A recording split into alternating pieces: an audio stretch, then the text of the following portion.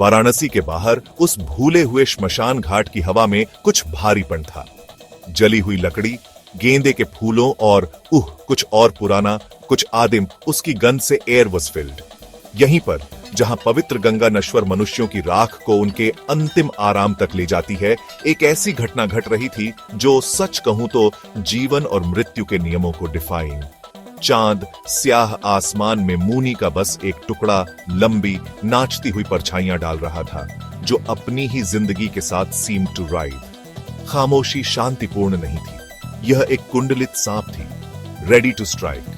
यह उस तरह की खामोशी थी जो तूफान से पहले आती है, एक खामोशी जो ब्रह्मांड के प्राकृतिक क्रम के खिलाफ एक आसन्न उल्लंघन की चीख है।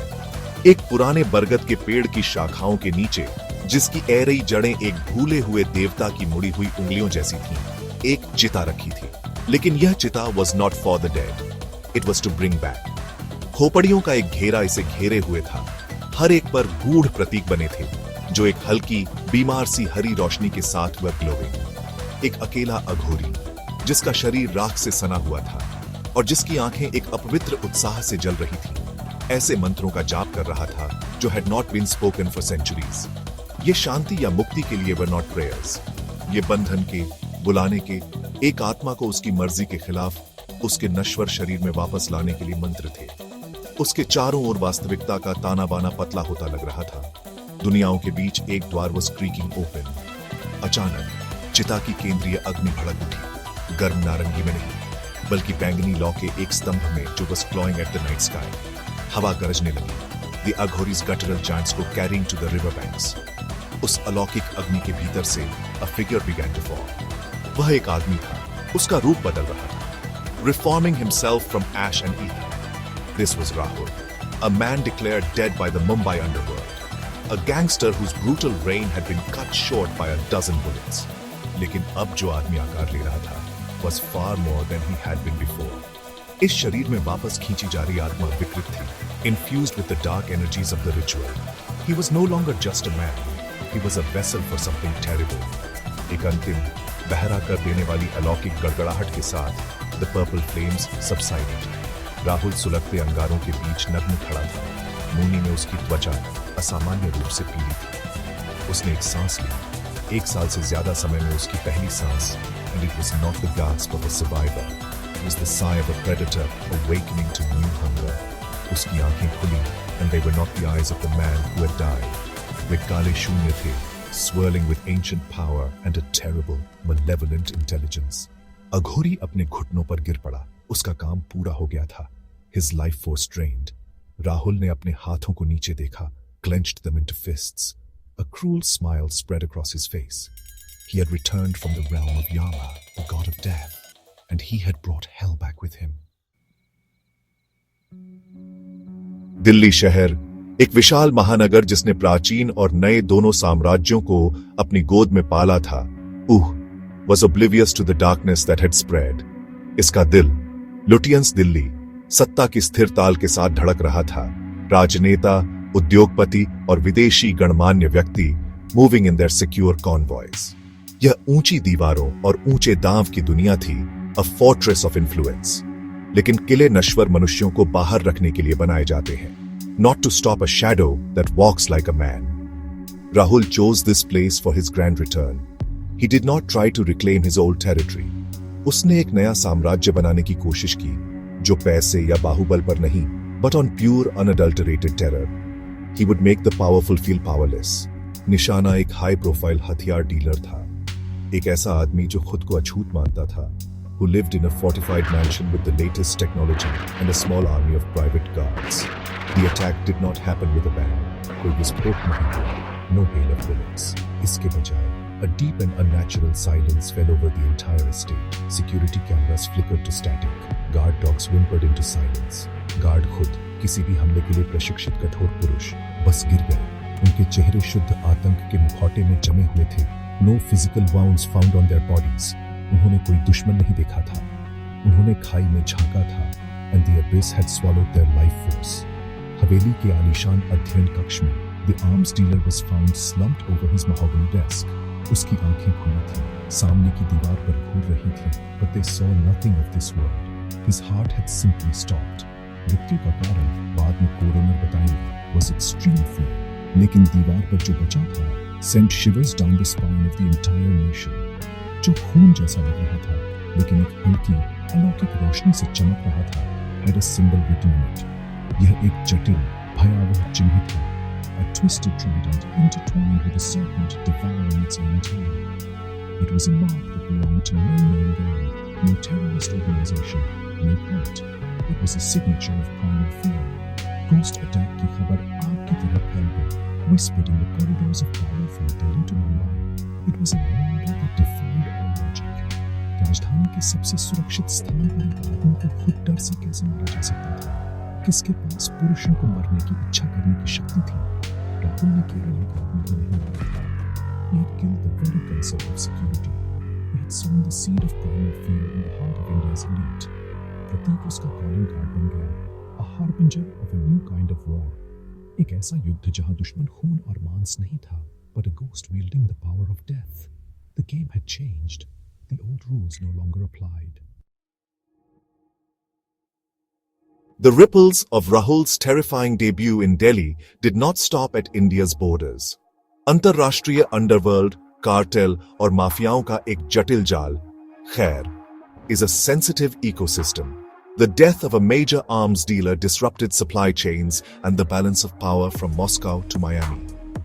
पहले इसे एक आंतरिक भारतीय मामला मानकर खारिज कर दिया गया था, a bold move by a rival. But as details emerged, the silenced guards, the death by fear, the glowing sigil, a different kind of concern took root. इन आपराधिक साम्राज्यों के नेताओं, जो रोज मौत का सौदा करते थे, recognized something that went beyond the usual scope of violence. This was not business. This was something else entirely. Something ancient and unholy. Moscow के बाहर एक बर्फ से ढकी हुई ढांचा में the upper echelons of the Russian Bratva met. ये कठोर पुरुष थे, गुलागों और क्रूर सड़क युद्धों के जीवित बचे, scarred in body and soul. Yet the reports from their contacts in Delhi had unnerved them. नेता दिमित्री वोल्कोव नाम का एक व्यक्ति, जिसका चेहरा हिंसक मुठभेड़ों का एक रोड मैप था, listened intently. He did not turn to his usual enforcers. इसके बजाय उसने साइबेरियाई ताइगा में गहरे रहने वाली एक महिला को फोन किया, एक शमन जो पुराने तरीकों का अभ्यास करती थी, magic rooted in the unforgiving landscape of the north. उसने उससे सिगिल को देखने के लिए कहा, to find the source of this power. वह आग से बर्फीले तूफान से लड़ेगा. Magic with an older, colder magic. इस बीच अटलांटिक के पार मियामी के नम पिछले कमरों में The American Syndicate had its own meeting.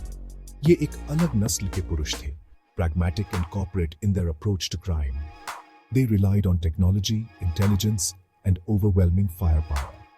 Bharat में अजीबोगरीब घटनाएं एक विसंगति थीं, a variable they could not measure. वे अपने विशेषज्ञ को लाए, a former government operative who had worked on a covert program studying psychic phenomena and psychological warfare. उन्होंने न्यू ऑर्लियंस में एक हाइटियन वुडू पुजारिन से भी संपर्क किया, कवरिंग ऑल देयर बेसिस. वे इस समस्या को दो कोणों से देखेंगे. 1. विज्ञान और अंधविश्वास. 2. तर्क और लोआ, attempting to dissect and neutralize this new, terrifying threat. The initial reports from these disparate efforts were shockingly similar. 1. साइबेरियाई शमन ने वोल्कोव को एक भूखे भूत की चेतावनी दी, एक आत्मा जो एक अंधेरे तांत्रिक समझौते से बंधी हुई थी, growing stronger with every life it consumed. 1. अमेरिकी मानसिक ऑपरेटिव ने अपराध स्थल के आसपास विशाल मानसिक ऊर्जा के रीडिंग की सूचना दी, unlike anything he had ever encountered. 1. वुडू पुजारी ने एक ऐसी आत्मा की बात की जिसने अपनी बेड़ियां तोड़ दी थी, एक विशाल शक्ति का बबूल जो लाशों पर नियंत्रित नहीं कर रहा था, but controlling death itself. वैश्विक गैंगस्टर, ऐसे पुरुष जो भूतों का मजाक उड़ाते थे, were now forced to confront a reality they thought existed only in stories. वे सभी एक ही आदमी राहुल का शिकार कर रहे थे, but they were beginning to realize he was no longer just a man. He was a global paranormal phenomenon. Rahul अब उपमहाद्वीप में मंडराने वाला एक भूत was not operating on instinct alone.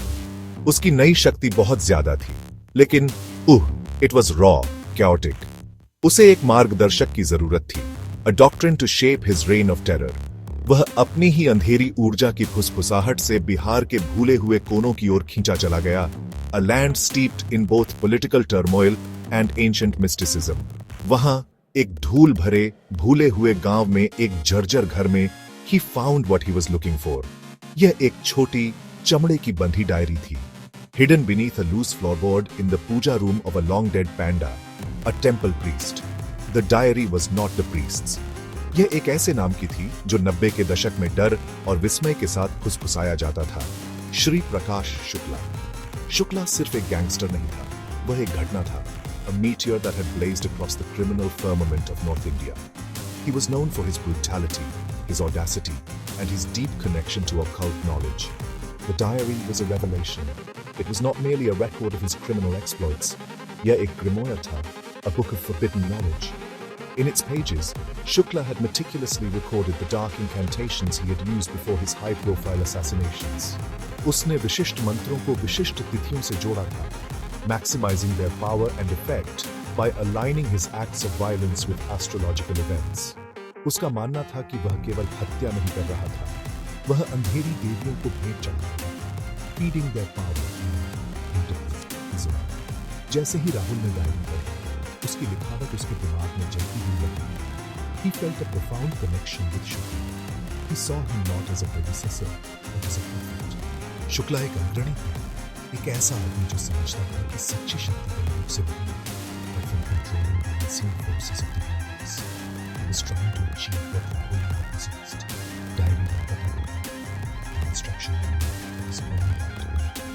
It provided him with the structure, the ritual, and the philosophy to transfer his tangible abilities into a systematic campaign of conquest. वह अब केवल एक प्रतिशोधी आत्मा नहीं था. शुक्ला की डायरी उसके कब्जे में होने के साथ राहुल's purpose was not. This was the next stage of evolution. It was the god Shukla worshipped. The killings would no longer be random acts of terror.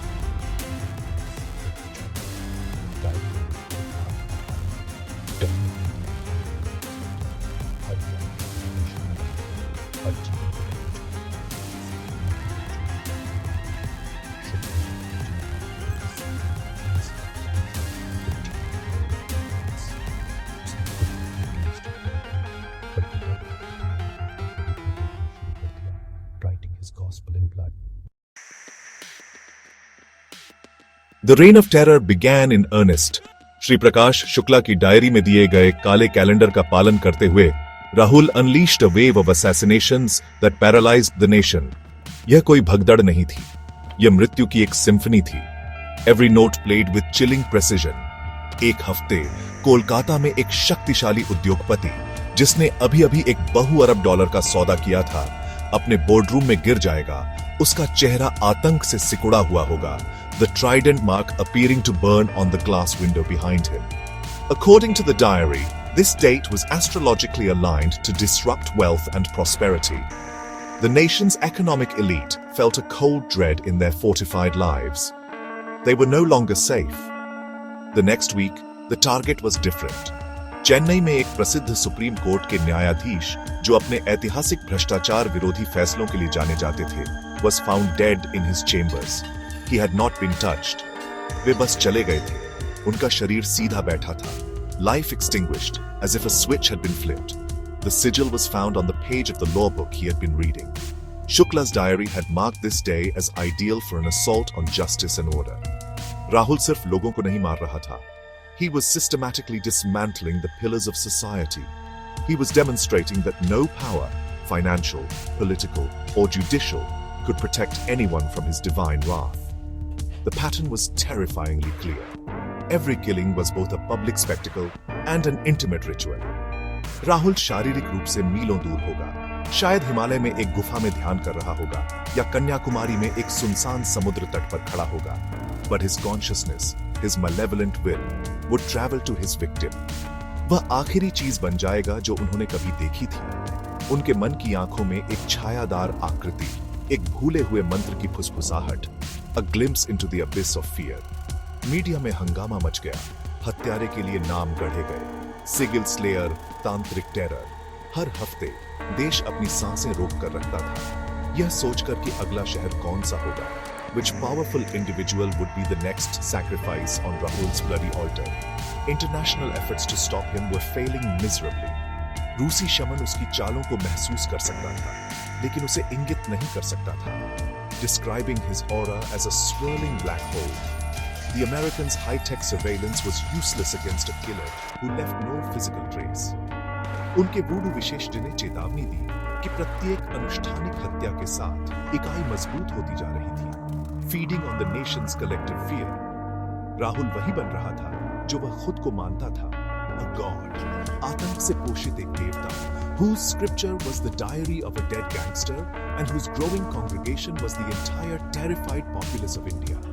उसका लाल कैलेंडर का पालन किया जा रहा था, and the sacrifices were being made on schedule. The decisive turn came when Rahul's sigil appeared on the wall of the Prime Minister's security briefing room in Delhi. It was a direct challenge to the heart of the Indian state. It was also a message. एक कुलीन खुफिया task force दुनिया भर से एकत्र किए गए सुरागों के साथ काम करते हुए finally found a pattern. The locations of the killings, when mapped, formed part of a vast nationwide yantra, a mystical diagram.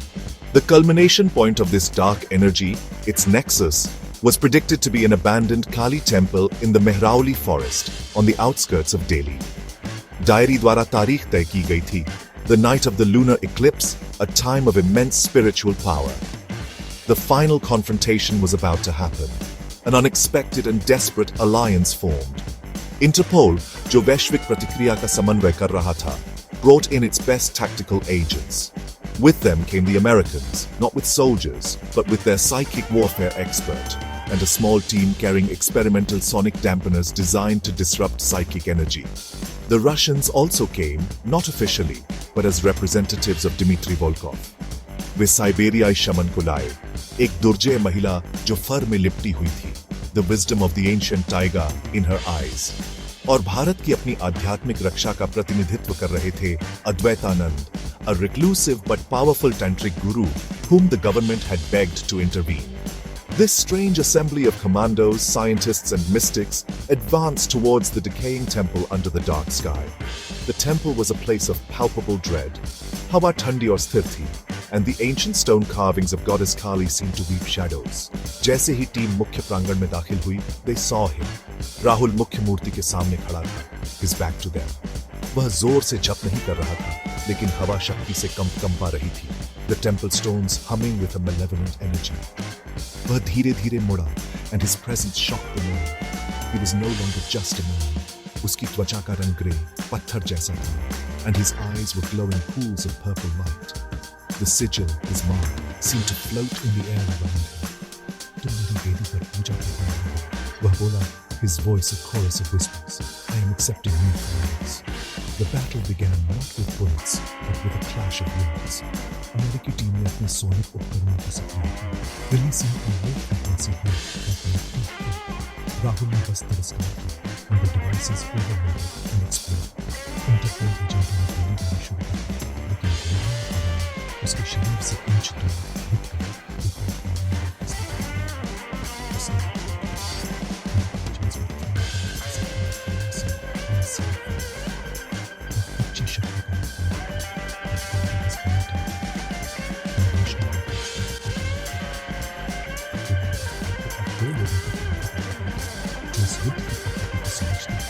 The shaman from Siberia and the tantric from India. जैसे ही सैनिक हक्का बक्का रह गए, Advaitanand and the Siberian shaman stepped forward. They were the true combatants of this war. शमन ने एक धीमी, कर्कश मंत्रोच्चार शुरू किया. बर्फ और हवा का एक गीत, drawing on the elemental forces of nature. A shimmering protective barrier of cold air formed around the remaining members of the team. इस बीच अद्वैतानंद ने अपने गले से रुद्राक्ष की माला निकाली और शक्तिशाली संस्कृत मंत्रों का पाठ करना शुरू कर दिया. His voice calm but filled with an authority that resonated through the temple courtyard. ये मुट्ठियों की लड़ाई नहीं थी, बल्कि विश्वास प्रणालियों की लड़ाई थी. प्राचीन ऊर्जाओं का टकराव. हवा में दरार पड़ गई, filled with the scent of ozone and incense. Rahul Hansa, a voice that was both mocking and demonic. तुम्हारी छोटी प्रार्थनाएं एक देवता को नहीं रोक सकती. he roared. उसने अपने हाथ आगे बढ़ाए और शुद्ध मानसिक आतंक की एक लहर, वही शक्ति जिसका उपयोग वह अपने पीड़ितों को मारने के लिए करता था, washed over them. शमन की बाधा हिंसक रूप से झिलमिला उठी, the cold air turning black. वह लड़खड़ा गई, उसकी नाक से खून की एक बूंद बह रही थी, but her chant held. Advaitananda अपनी जगह पर खड़ा रहा, his mantras growing faster, more forceful. वह केवल बचाव नहीं कर रहा था, वह हमला कर रहा था, weaving a net of sacred energy to ensnare Rahul's corrupted soul. उसने मुट्ठी भर पवित्र राख हवा में फेंकी, which turned into golden sparks upon contact with Rahul's dark aura. The real battlefield was the spiritual plane. Advaitananda ने अपनी चेतना को प्रक्षेपित किया, directly engaging Rahul's soul. यह अराजकता का एक बवंडर था, नर्क की एक दृष्टि जहां राहुल खोपड़ियों के सिंहासन पर बैठा था, the souls of his victims writhing at his feet. लेकिन अद्वैतानंद अपने साथ धर्म का प्रकाश लाए, cosmic order. He did not fight Rahul's darkness with more darkness. उन्होंने मूल आत्मा की चिंगारी की तलाश की. The man Rahul had been before the fire, before the corruption. ये तुम नहीं हो. Advaitanand's voice resonated in the psychic realm. तुम एक मृत आदमी की महत्वाकांक्षा के गुलाम हो, एक कम शक्ति के लिए एक पात्र.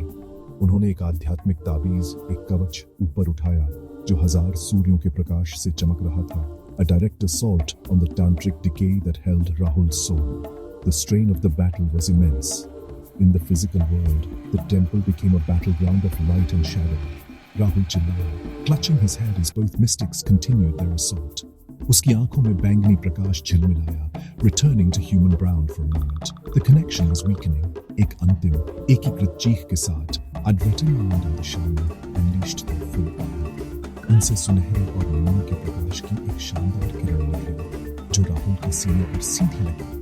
उसका शरीर हिंसक रूप से ऐठा और काली ऊर्जा बाहर की ओर हट गई, shattering the stone idol behind him. Rahul जमीन पर गिर पड़ा, उसकी आंखों से चमक फीकी पड़ गई. His skin returned to normal. He was defeated. लेकिन जैसे ही अद्वैतानंद शरीर के पास पहुंचे, he felt a faint cold whisper in the air. It was a promise of return. आत्मा को पराजित कर दिया गया था, लेकिन अंधकार बस पीछे हट गया था, waiting for another vessel, another time. युद्ध समाप्त हो गया था, but the peace felt terrifyingly fragile.